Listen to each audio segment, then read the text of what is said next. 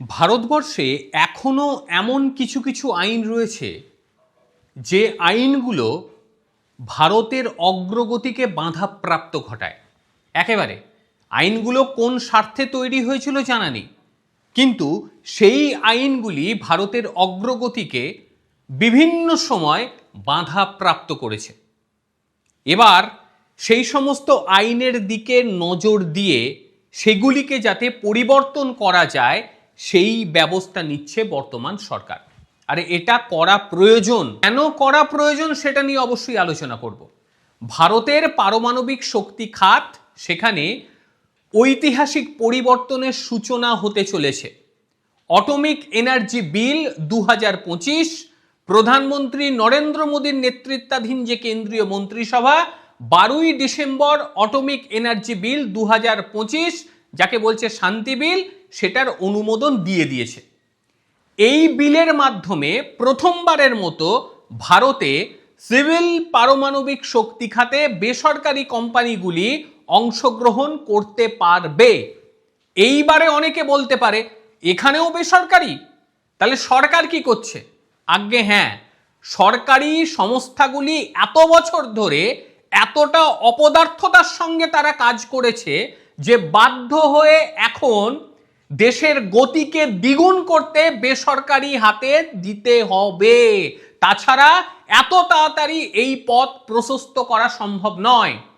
চীনও ঠিক একটা কাজই করেছে, রাশিয়া তারাও ঠিক একটা কাজই করেছে, কারণ তারাও জানে যে সরকারে যারা বসে থাকে তাদের গতিমন্থরতায় ভুগতে হয়, কারণ বিভিন্ন ধরনের নিয়মের বেড়াজালে তাদের আটকে থাকার কারণে তারা পারে না।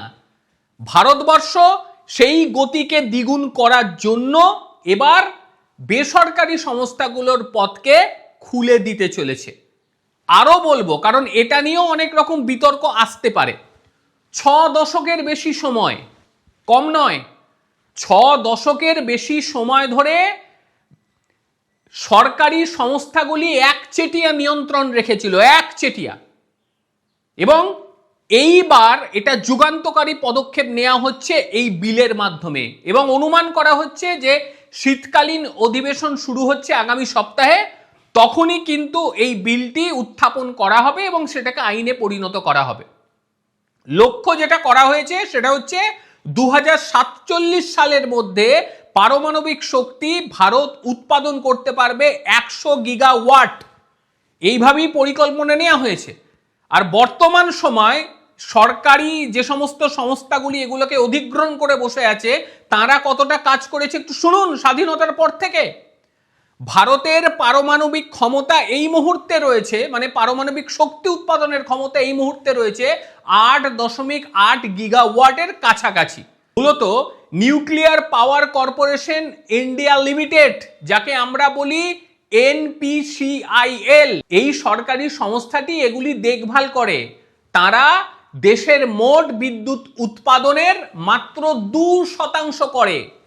ভাবুন, এত বছর আমরা স্বাধীন হয়েছি, সেই জায়গায় এই সরকারি সংস্থাগুলি মাত্র 2% কাজ এগোতে পেরেছে। আমরা প্রতিযোগিতায় দাঁড়াবো কিভাবে? আমরা প্রতিযোগিতায় চীনের সঙ্গে কি করে দাঁড়াবো? আমরা আমেরিকার সঙ্গে কি করে দাঁড়াবো? আমরা রাশিয়ার সঙ্গে কিভাবে দাঁড়াবো?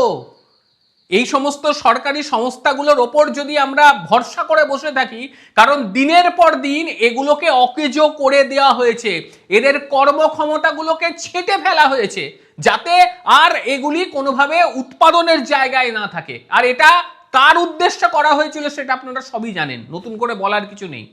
শুক্রবার মন্ত্রিসভার এই সিদ্ধান্ত এমন এক সময় এলো যখন কেন্দ্রীয় অর্থমন্ত্রী নির্মলা সীতারামন, আপনারা সবাই জানেন অনেকে, যে গত 1 ফেব্রুয়ারি তখন তিনি বাজেট বক্তৃতা দেওয়ার সময় বলেছিল যে ভারত সরকার 1964 সেই সময় যে পারমাণবিক শক্তি আইন এবং 2010 সালের পারমাণবিক যে আইন রয়েছে সেইটার সংশোধন ভারতবর্ষ চাইছে। এটা নিয়েও বিস্তর প্রতিবাদ হয়েছিল, কারণ অনেক রাজনৈতিক দল তারা চাই না কোনো রকম সংশোধন এই ক্ষেত্রে হোক, কারণ সংশোধন হলে তো দেশ এগিয়ে যাবে। তাই দেশ এগোক এটা তারা চাইবে না। এবং দুটি বিলের পরিবর্তে মন্ত্রিসভা এটাকে সমন্বিত আইন করার একটা চেষ্টা করছে, যা বেসরকারি খাতের অংশগ্রহণের অনুমতির পাশাপাশি পারমাণবিক সরঞ্জাম সরবরাহকারীদের দায়বদ্ধতার বিষয়গুলো সমাধান করা হবে। অতীতে 2010 সালে civil liability for nuclear damage act 2010, সেই civil liability for nuclear damage অ্যাক্টে, যাকে আমরা বলি CLNDA, সেখানে বেশ কিছু উদ্বেগ প্রকাশ করা হয়েছিল সেই সময়। এবং এই একটা যখনই আসে তখন কি করে, বিভিন্ন বিদেশি সংস্থা যারা চেয়েছিল ভারতে বিদ্যুৎ উৎপাদন করতে, তারা সেখান থেকে কেটে পড়ে, মানে পালিয়ে যায়। এবং এর ফলে ভারতের পারমাণবিক খাত আর উন্নতি হয় না। পারমাণবিক খাত ধীরে ধীরে ধীরে ধীরে বসতে শুরু করে, যেখানে বিশ্বের অন্যান্য যে চীন, রাশিয়া, আমেরিকা, এরা এগোতে শুরু করে ঝড়ের গতিতে। আর আমরা সেই কয়লা পুড়িয়ে আমরা বিদ্যুৎ উৎপাদন করি। আমাদের অসহায়তা দেখুন, আমরা সেই কয়লাকে পুড়িয়ে, জীবাশ্ম পুড়িয়ে বিদ্যুৎ উৎপাদন করি, যেটা পরিবেশের জন্য ভীষণ খারাপ, যেটা ব্যয়বহুল। এটা প্রত্যেকে জানে, ভীষণ ব্যয়বহুল। সেখানে বিদেশি যে সমস্ত বড় বড় দেশ রয়েছে, তারা কিন্তু আর এই সমস্ত কয়লা টয়লার উপরে নির্ভরতা রাখেনি। তারা পারমাণবিক বৈদ্যুতিক চুল্লি নির্মাণ করে সেখান থেকে বিদ্যুৎ উৎপাদন করছে। এতে খরচা কম, প্রচুর বিদ্যুৎ পাওয়া যায়। সেখানে ভারতবর্ষ ধীরে ধীরে ধীরে ধীরে বসে গিয়েছে। এইবার এই আইনটি যখন সংশোধন করতে চাইছে, তখন আবার এটার বিরোধিতা চলে আসছে, যে না, সংশোধন করা হবে না, কোন রকম ফরেনারদের ভেতরে ঢুকতে, ফরেনার বাদ দিন, কোনো মানে প্রাইভেট সংস্থাকে ভেতরে ঢুকতে দেওয়া হবে না। এটা হয় যদি সরকারি এই সংস্থাগুলি, যেগুলো রুগ্ন হয়ে গিয়েছে, যেগুলো অশিক্ষিত হয়ে গিয়েছে, যেগুলোকে শেখার মতন জায়গা নেই, সেগুলোর ওপরে ভরসা করে বসে থাকলে 2047 সাল কেন, আরো বহুগুণ সালের পরেও আমরা এগোতে পারবো না। আমাদের সেই কয়লা পুড়িয়ে বিদ্যুৎ উৎপাদন করতে হবে আর পকেট থেকে টাকা ঢালতে হবে।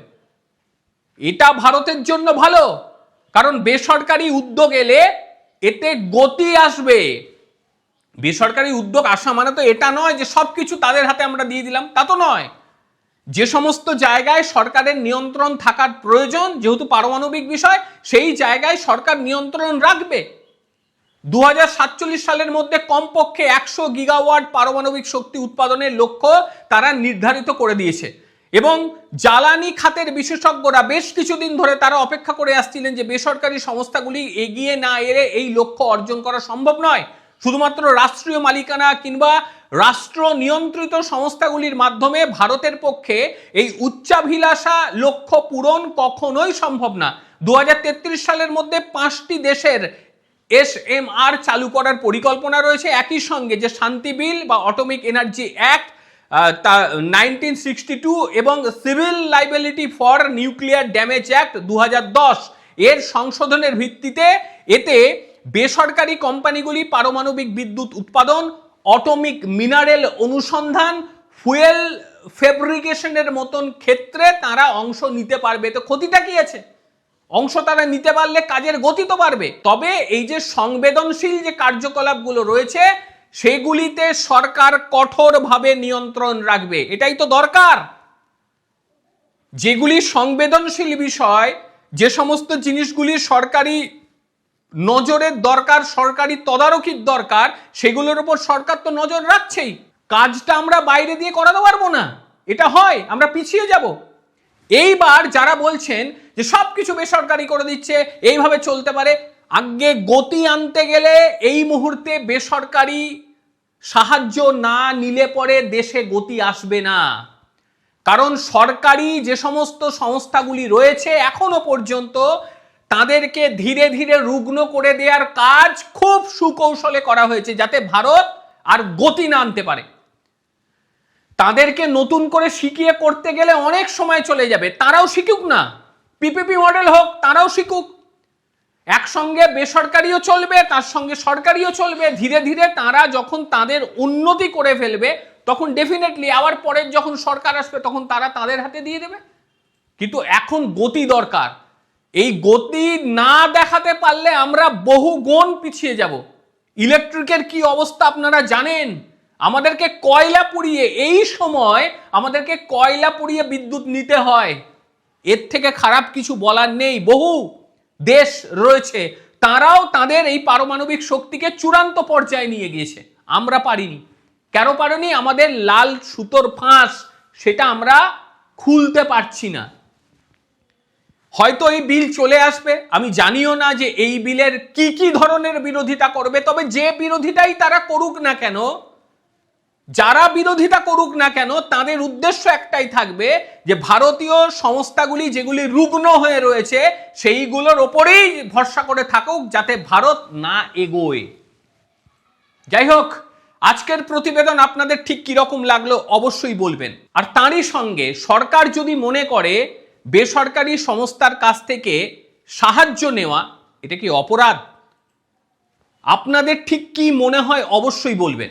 প্রত্যেকে ভালো থাকবেন, সুস্থ থাকবেন। আবারও দেখা হবে অন্য কোনো দিন অন্য কোনো ভিডিওতে। ততক্ষণের জন্য নমস্কার, ভালো থাকবেন।